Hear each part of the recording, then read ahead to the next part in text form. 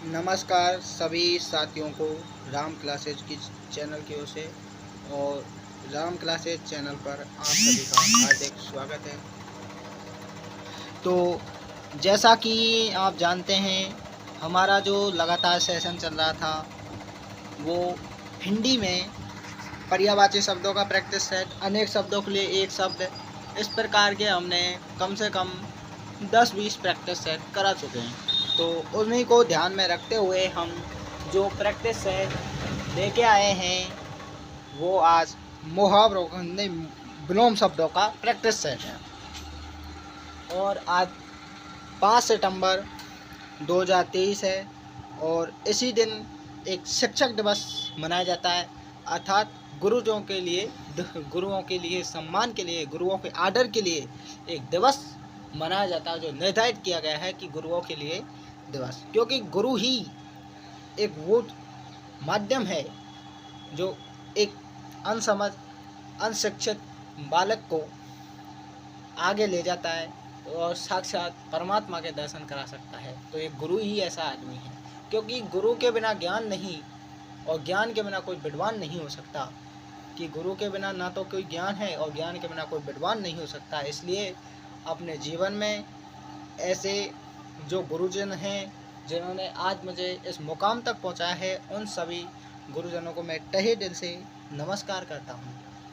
और जो आज मुकाम हमने हासिल किया है, आज यूट्यूब पर हम पढ़ा रहे हैं, ये सब हमें हमारे गुरुजनों को दिया हुआ आशीर्वाद है। और मेरा आप सभी छात्रों से और जितने भी मेरे यूट्यूब चैनल सब्सक्राइब कर रखा है उन सभी भाई बहनों से मेरा ये नमस्कार। और उनको एक विशेष सूचना देता हूँ कि आदमी को या फिर बच्चे को उसकी नींव मजबूत करनी चाहिए, उसके पेरेंट्स को, उसके माता पिता को उसकी नींव मजबूत करनी चाहिए। यदि बच्चे की, छात्र की नींव यदि मजबूत नहीं होगी तो उसे कभी भी हिलने का डर रह सकता है, क्योंकि वह उस क्षेत्र में पूर्ण रूप से सफल नहीं हो सकता। तो इस टीचर्स दिवस पर मैं ये कहना चाहता हूँ कि एक उदाहरण के द्वारा समझाता हूँ आपको। यदि हम कोई मकान बनाते हैं, यदि हम कोई मकान भी बनाते हैं तो सबसे पहले हम कार्य क्या कहते हैं, मकान की नींव भरते हैं। और यदि वो मकान की जो नींव ही अगर कमज़ोर रह जाती है तो उस मकान को कभी भी हिलने डुलने गिरने का डर रहता है। तो उसी प्रकार से जब कोई छात्र, कोई बालक, यदि उसकी नींव ही मजबूत नहीं होगी तो आप ही बताइए वो आगे कैसे सक्सेस हो सकता है। तो आप सबसे पहले बालक की नींव को मजबूत करें। आपसे इतना निवेदन है, क्योंकि मैं खुद बताता हूँ कि मैं आपको ये बात स्वयं बताता हूँ कि मैंने पहली क्लास को कभी नहीं पढ़ा था, कि मैंने पहली क्लास नहीं पढ़ा और डायरेक्ट मैं दूसरी क्लास से पढ़ता रहा हूँ। लेकिन जब मेरे माता पिता को ये बात का पता चला कि मुझ पर किताब पढ़ना तक नहीं आता है, कि मैं किताब तक नहीं पढ़ सकता, तो आगे जाके मैं क्या कर सकता हूँ, इसलिए उन्होंने मेरी जो दूसरी क्लास है उस क्लास को मुझे लगातार 3 बार पढ़ना पड़ा।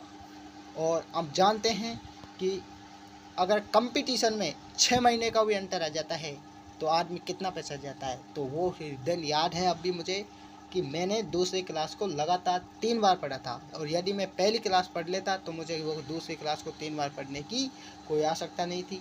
तो इसलिए आप सभी से यदि इस प्रकार की कोई गलती हो तो पेरेंट्स, अभिभावक अपने बच्चों की जांच करें और उनकी नींव को ज़रूर मजबूत करें, क्योंकि नींव जब आदमी की या बालक की मजबूत हो जाएगी तो उसे किसी भी प्रकार से गिरने का डर नहीं रहेगा और वो शिक्षा के क्षेत्र में उन्नति करता हुआ आगे बढ़ जाएगा। इसलिए आप इस नींव को ज़रूर ध्यान रखें, क्योंकि नींव मजबूत होना विशेष ज़रूरी होता है। अब इसी को ध्यान में रखते हुए, और ये जन्मदिन आप जानते होंगे कि रामकृष्ण परमहंस, नहीं वो यार रामकृष्ण परमहंस, सॉरी मेरे को ध्यान नहीं है, थोड़ा नाम अटपटा से दिमाग से निकल रहा है, बाद में बता दूंगा। चलो, कोई दिक्कत नहीं है, चलो बाद में वो कर लेंगे अपने। तो आज का क्लास स्टार्ट करते हैं, और क्लास स्टार्ट करने से पहले एक बार फिर गुरुजनों का आदर करते हैं और सम्मान के साथ उनका नाम लेते हैं। भाई अपने जीवन में गुरु ऐसा मिले कि मार्गदर्शन करते हुए हमें अपने उच्च जो हमारा रास्ता है, कैरियर है, वहाँ तक लेके जाए। Thank you. तो शुरुआत करते हैं क्लास की।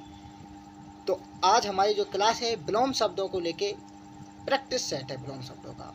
उस विलोम शब्दों के प्रैक्टिस सेट की तैयारी चल रही है। तो सबसे पहले जो हमारा विलोम शब्द है संक्षेप, तो संक्षेप का विलोम शब्द क्या होगा? विलोम शब्द होते हैं उल्टा, मतलब अपोजिट। अंग्रेजी में इसको अपोजिट कहते हैं, और हिंदी में इसे क्या कहा जाता है?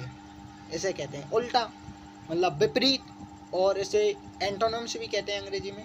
तो सबसे पहले संक्षेप जिसको क्या कहते हैं, तो सभी छात्र संक्षेप का बताएंगे। तो संक्षेप जिसे कहा जाता है क्या? विस्तार।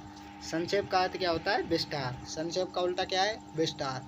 निंदा, तो निंदा तो आप सब पढ़ते आ रहे हैं कि भाई जब किसी आदमी की निंदा की जा रही, बुराई की जा रही, तो उसकी क्या करेंगे? स्तुति। निंदा की विलोम शब्द होता है स्तुति, शलाघा। उत्तम, उत्तम का होता है क्या? अनुत्तम, अधम। संक्षिप्त, संक्षिप्त का सभी उत्तर बताएंगे क्या है संक्षिप्त का सही आंसर। संक्षिप्त का है विस्तृत। उन्मुख होता है विमुख। अतिथि, आतिथ्य। तो आप सभी लोग ज़्यादातर मैंने देखा है कि ये पूछते हैं कि सर तुम प्रैक्टिस सेट लेके आते हो तो उसमें ऑप्शन क्यों नहीं लेके आते? क्योंकि हमारी एक यही प्रॉब्लम है कि हम ऑप्शन इसकी वजह से नहीं लेके आते हैं कि छात्र क्या करता है, उसमें 4 ऑप्शन दिए होते हैं, फटाफट एक एक आंसर बता दिया, बस हो गया क्लियर। अब पता चलेगा कि स्वस्थ का क्या कहते हैं, स्वस्थ को ऋगुण कहते हैं, बीमार कहते हैं, तो तुरंत दिमाग में वही उत्तर आना चाहिए जो पड़ा हुआ है। अभ्यंतर को बाह्य कहते हैं। अनुरूप जिसे क्या कहा जाता है? अनुरूप कहते हैं, ठीक है। अनिवार्य जिसका है इच्छिक, वैकल्पिक। उदात्त का पर विलोम शब्द होगा अनुदात। इसी प्रकार से अगला मूक, मूक को क्या कहते हैं? भाई मूक वो होता है जो बोलता नहीं, और वाचाल होता है बोलने वाला। स्वेकिया, ये होती है परकिया। स्वेकिया जिसे क्या बोला जाता है? परकिया बोला जाता है स्वेकिया को। और इट है मुकर, इसे कहते हैं मूक या गूंगा। आरवी भाव, आरवी भाव का अगर कोई हमसे विलोम शब्द पूछे तो क्या बोले बताएंगे आरवी भाव को? तो आरवी भाव का जो विलोम शब्द होगा वो होगा त्रिभाव। नूतन, तो नूतन क्या है? नूतन का विलोम शब्द होगा पुरातन। उपचय, इसका विलोम शब्द क्या होगा? इसका होगा अपचय। प्राचीन को अर्वाचीन कहते हैं। एक होता है प्रसारण, प्रसारण को कहते हैं संकोचन। एक स्वाद होता है, तो स्वाद को हम परमाद भी कहते हैं और निस्वाद भी कहते हैं, क्योंकि यही दोनों इसके विलोम शब्द हैं। आगामी होता है विगत। आध्यात्म, ये होता है सांसारिक। अपव्यय होता है मितव्यय।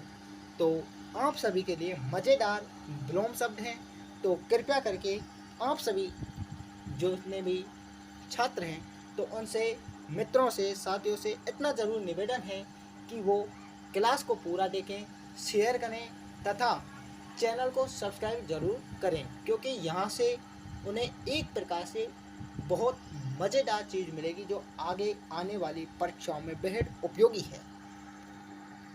अब अगला मुहावरा वो है हमारा विलोम शब्द उद्धट।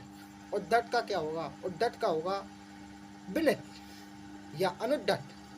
आवर्तक की आवर्तक, इसका होता है क्या? आवर्तक का होता है क्या? विवर्तक। खंडन का होता है मंडन, कि खंडन जिसका होता है मंडन, खंडन का क्या होगा? मंडन। द्वंद्व का होगा शांति, द्वंद्व का होगा शांति।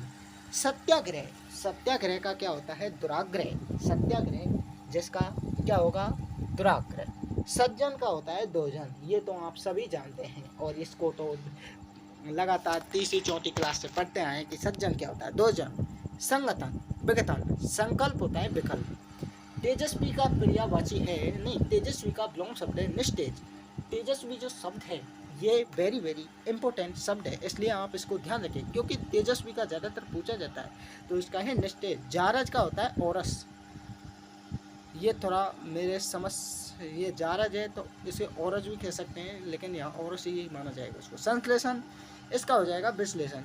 आरोही को अवरोही कह देंगे और आरोही अवरोही हो जाएगा, लेकिन आरोही का विरोह होगा।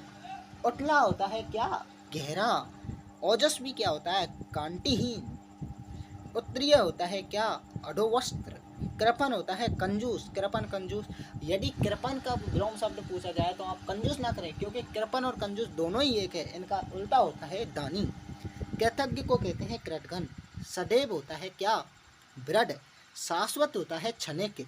औदार्य होता है अनुदार्य। और सहुडर का जो विलोम शब्द है वो है अनोडर, अन्योडर। अद्यतन जिसे कहते हैं पुरातन, अद्यतन का विलोम शब्द क्या है, पुरातन।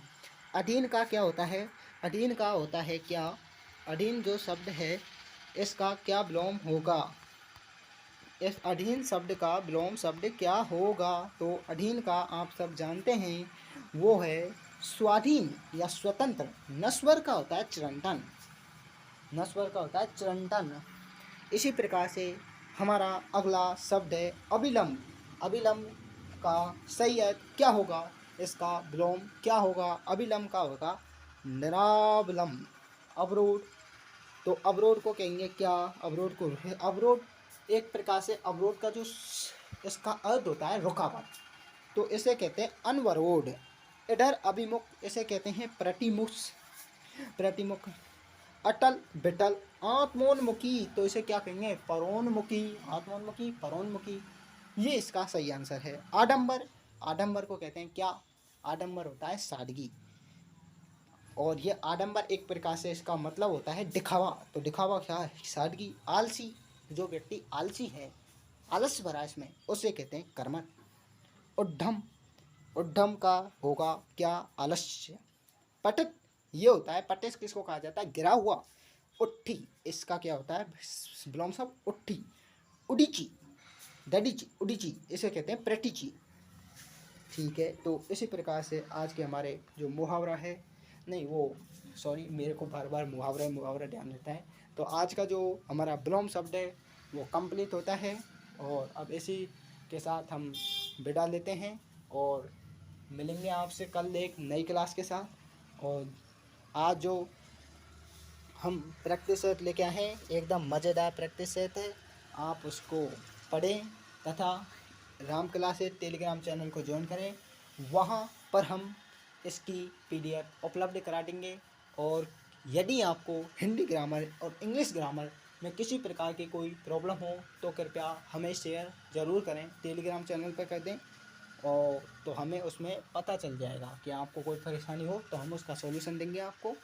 और एक बार फिर से सभी गुरुओं के लिए धन्यवाद, जिन गुरुओं का मुकाम आज हमें मिला है, उसके जिनके कारण आज हमें ज्ञान की प्राप्ति हुई है, ये सब गुरु का दिया हुआ ज्ञान है। इसलिए गुरुओं को तहे दिल से नमस्कार, थैंक यू, धन्यवाद।